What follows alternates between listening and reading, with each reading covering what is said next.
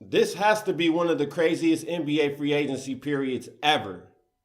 We saw pillars of franchises switch teams. Kevin Durant deciding to join the Golden State Warriors. Derrick Rose, the face of the Chicago Bulls, the hometown kid, traded to the New York Knicks.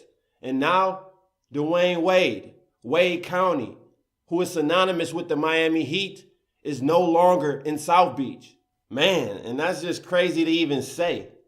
I can't even picture Wade in another jersey, although it is reality.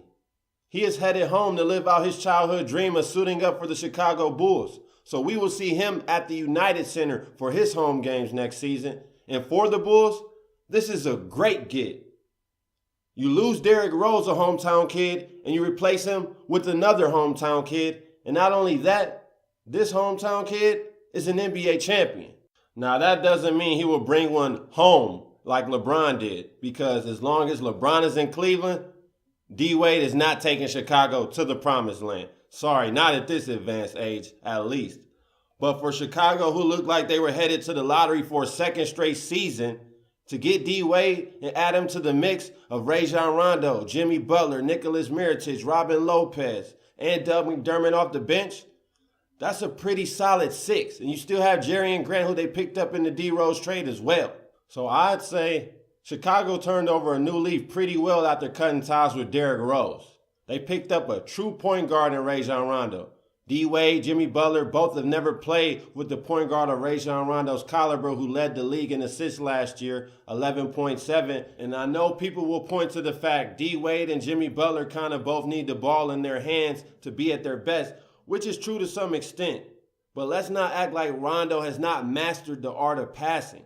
He averaged 11.7 assists with the Sacramento Kings, Rudy Gay and DeMarcus Cousins. If he can make it work with those two and lead the league, you got to think with a savvy player like D-Wade and an up-and-comer like Jimmy Butler that they will figure it out. I have no doubt they will. In Chicago, as I stated, they went from looking like a lottery team to now probably being somewhere in that 4 to 6 range in the East, maybe as high as third. They have a good team. Now, they're not going to compete with the Cavaliers because as long as LeBron's there, like I stated, no sir. But this team has turned a new leaf very well after parting with Derrick Rose. And I also want to say, I'm not mad at D-Wade for making this move to Chicago. In my prior podcast, I said if he is to leave, please only go to Cleveland for the championship. I didn't consider Chicago. I thought his two options were Denver and the Cavaliers. But Chicago, I love the story he goes home, and it's been a childhood dream of his. Who am I to knock him, especially when he feels like the Heat have not had his back the way he has always had theirs? I mean, D-Wade has taken huge pay cuts for Miami over the years. I believe out of his 13 seasons in Miami, he had less than 5 seasons as the Heat's highest paid player. And this man is the Miami Heat and still will be in Chicago. And I hope y'all are woke now when it comes to how these franchises move. They have conditional loyalty. The Heat organization did just enough to make it seem like they're trying to bring D-Wade back, when in all reality, they didn't really try too hard. This all could have been avoided as well.